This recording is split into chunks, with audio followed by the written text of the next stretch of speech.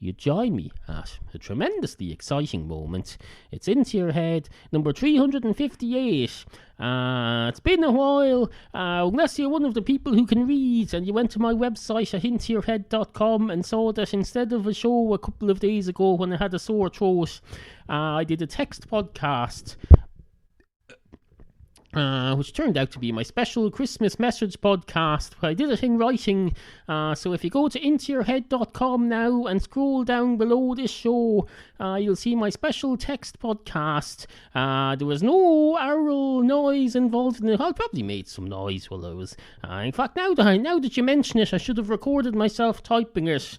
And those of you who are proficient in whatever skills are necessary to decipher, those of you basically who are hackers, who monitor, who steal people's passwords by putting a device that records keystrokes on the computer, you can probably listen into the keystrokes and you figure out what I was saying.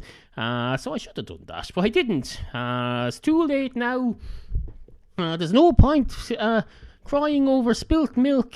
There's no point urinating over spilt coffee. Or maybe there is. Maybe it thins it out a bit and makes it a bit less sticky on your carpet. If you spilled coffee on your... because urine is very clean. We know that from our cats. Cats love urinating because it's one of the cleanest... it's one of the cleanest substances known to man. There are people who swear by drinking their own urine. They'll say, here's some fucking urine. I swear by this. I'm going to drink it now. And then they drink it, and then they go and they wonder why they can't piss a couple of days later, because they keep drinking their own urine, and if you keep drinking your own urine and trying to urinate it out again, eventually there's going to be none left. You're going to dry up, you're going to become like a brand new sponge in its packaging, except not as healthy. You're going to shrivel up and die, basically. You're going to be a big lump of skin with no urine to keep you fresh. Because the people who do it properly, they get the urine and they put it on a bit of tissue and they dab it on their skin.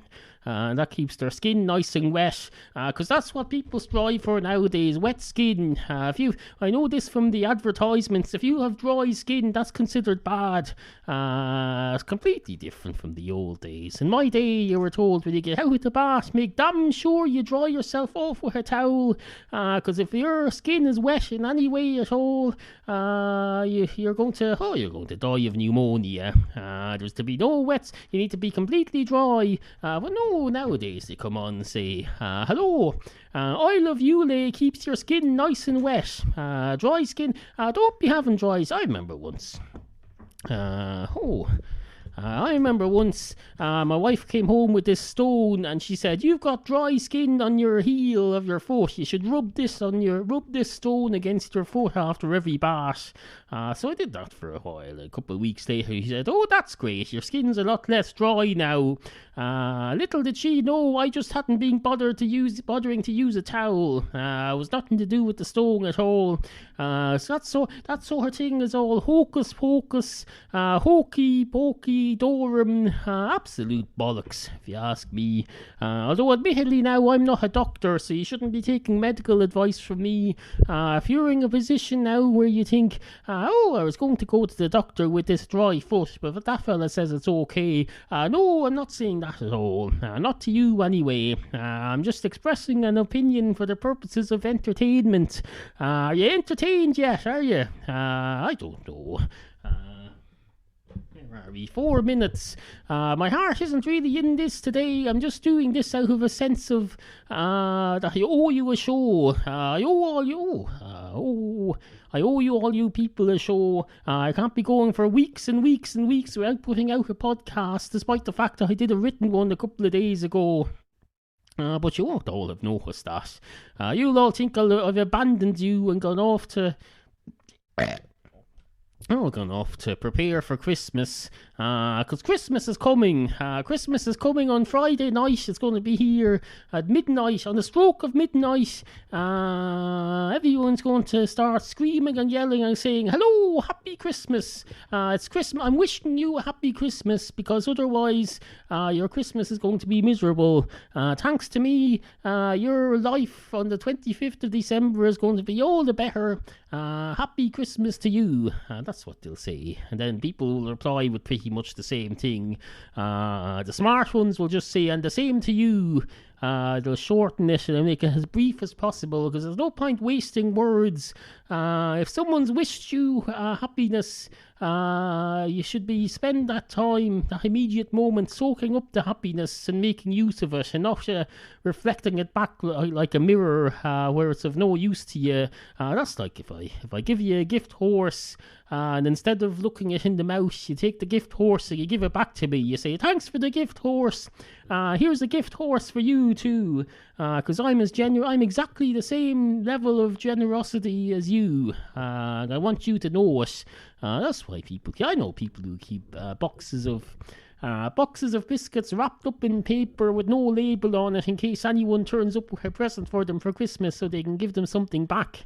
Absolutely fucking ridiculous. I remember when I was a child, I got a horse. Throat. I spent half the day clearing it, and then someone came along and said, hello, here's, oh, no, that's not going to work. Anyway, where are we? 6 minutes and 17 seconds. Where's my harmonica? We have a bit of a song. This is my special Christmas song to all the Into Your Head listeners. Thank you very much for your patronage throughout the year.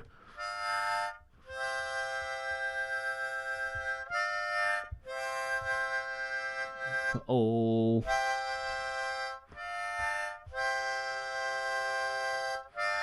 This is a special tribute to Captain Beefheart too.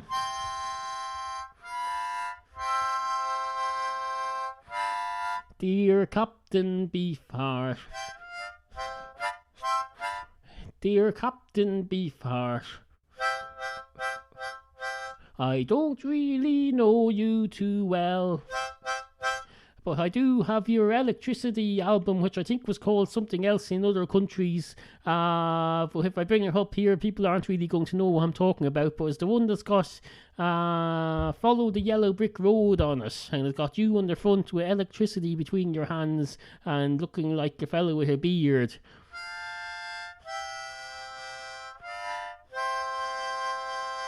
Oh dear Captain Beefheart. That's enough. That's enough for that.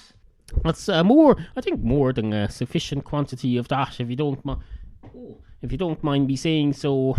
This isn't going to be a very good show, by the way. I was hoping it would be a bit better. I've had all my coffee in preparation. I've done everything I can to prepare, as I usually do, for the maximum quality of podcasts that I can put out, but no, it's not really happening, is it? No, it's not happening at all. This isn't happening. Well, I wish it wasn't happening. I wish I was in another parallel universe where today's show was one of the finest I've ever made. That would be great. But no, apparently not. We're just going to have to make do with what we've got. Make hay while the sun shines, and then when it doesn't shine, make use of what hay you have left. This is all the hay you're getting today, I'm afraid. It's pretty much compost. Although now that you mention it, compost is useful. I've got a compost heap in my back garden. I keep it because I've nothing else to do with the stuff, so I just let it sit there and rot into fine muck. Someday perhaps I'll grow something and that compost will come in handy. I'll dig a trench and I'll put the compost in, and then I'll put soil on top, and then I'll sow turnips.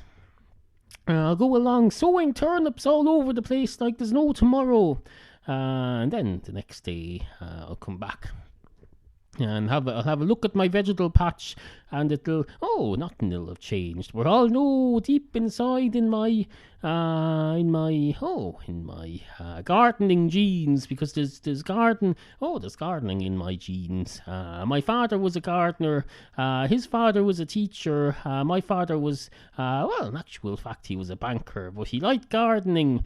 So there's gardening in my genes. Anyway, I'll go back a few months later and there'll be turnips all over the place. case. And I don't know if you've ever plucked turnips up from the ground, but you can't just do that. You have to dig them up. They're a subterranean bulb type plant. You can't just go and drag them up. But if you go, that's the secret of gardening. If you go and try and grasp a turnip just by the leafy, sprouty things that you see above the ground, you're going to be very disappointed, because you're going to just pull out the green bit and you'll say, oh, is that all there is to it? So I was hoping there'd be a big, huge turnipy thing underneath this. Well, there is, but you have to have a bit of tact and decorum and whatever that thing they say on MasterChef Australia, finesse. That's what it is. You have to have a bit, not MasterChef Australia, professional MasterChef. Your man on professional MasterChef is always talking about finesse. You have to have some fucking finesse when you're doing this sort of thing. You can't just be going in with a bullhorn, smashing up the place, pulling at stalks that are sticking up out of the ground and saying, where's my fucking turnip? No, you have to have a bit of finesse, which in this case isn't as fancy as it sounds. Finesse in this case means getting a shovel and digging into the ground and picking up the frigging turnip on the shovel. With all the earth that's holding it down. Anyway, good morning. Email us at studio@intoyourhead.com. Help support this free podcast. Go to intoyourhead.com/tipjar. Sit, Kofi, sit. Good cat. intoyourhead.com.